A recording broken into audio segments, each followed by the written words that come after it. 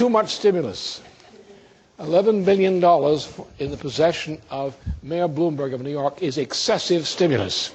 The point here is forget the stimulus altogether. What you're going to do is you're going to cut and cover. You're going to cut crap.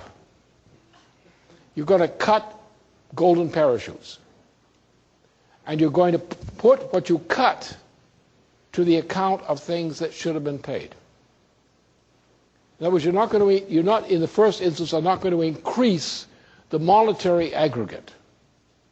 You're going to put money into some areas and take it away from others. And that should be very stimulating, depending upon your point of view. So therefore, we then do want a growth program. But a growth program must be based primarily on science and technology and on capital improvements in basic economic infrastructure. That's what you do.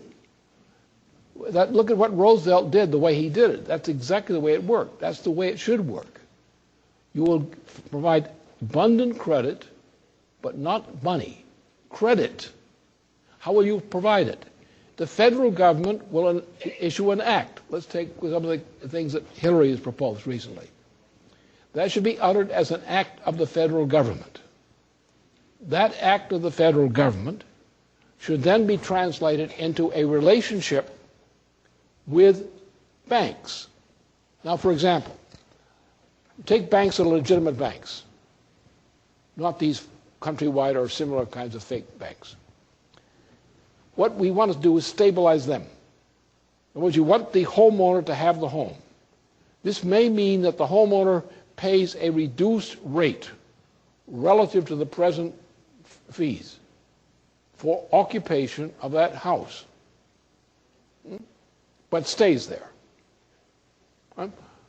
Now, you're reducing it, but at the same time, your intention is to protect the local bank. You don't want the local bank to go into bankruptcy, because if the local banks go into bankruptcy, then the homeowners have no chance whatsoever, the businesses have no chance whatsoever. They all go down. So therefore, your interest is to stimulate the security of those banks. And this is part of the exact same operation. It's inseparable from protecting the homeowner. Because the homeowner is not just a homeowner. The homeowner is a member of a community. And that community requires support. Because what about its tax revenue base? So therefore, you're going to have legislation which is addressed to dealing with these problems of tax revenue base, the security of the banking system, the private banking system, the chartered banking system, and the homeowners, all at once. You don't want people evicted. You don't want things shutting down.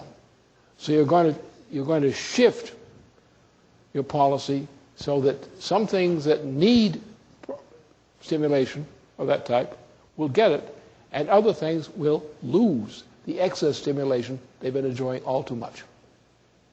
That's how you do it.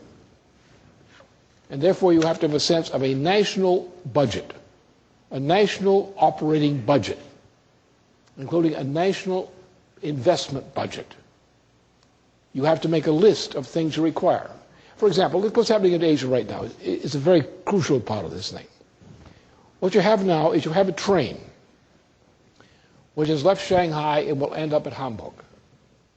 What this means is a revolutionary change in the economy of China and of Eurasia, comparable to what the United States achieved with the Transcontinental Railroad system during and following the presidency of Lincoln. In other words, you are going away from a society which depends upon long-range and sometimes tedious maritime trade into internal traffic in goods, imports, exports across land areas. In this case, it will reduce the time required from Shanghai to Hamburg to a few days, a relatively few days, or a couple of weeks, whereas the longer route would take a month or 2 months. So therefore, this is an improvement in economy of Eurasia, which means that you are actually getting more for less. When you reduce the physical cost of something that is necessary, you're getting more for less. And our object is what? Through technological improvements and improvements in infrastructure. We have a world population that's very poor. Take Africa, for example. They're very poor people. You're not going to go in there and stimulate very poor people to suddenly get all the wonderful skills they need to have a modern industry. You're not going to do it. It's not possible. What you're going to go into, for example, like the African farmer. You're going to go to the African farmer, who is essentially a good farmer, but the bugs kill and diseases kill his crop, and other things happen to him. So what do? You go in and you do things which, and through infrastructure, which enable the improvement in the conditions of life and productivity of that farmer to occur. Now you have created a foundation for that farmer and his children and so forth to improve their cultural power to exist. And that's what you do. So you always are not necessarily looking to spend more money, like a gift under a Christmas tree, by Santa Claus or something. What you're trying to do is increase the efficiency of the human race, so the same effort by people per capita and per square kilometer produces a higher gain, physical gain. And you're trying to eliminate things which are more costly to society than they are worth, such as the existence of Mayor Bloomberg. So that's the point, and that's what has to be emphasized. Forget stimulus. What's this, a sex clinic?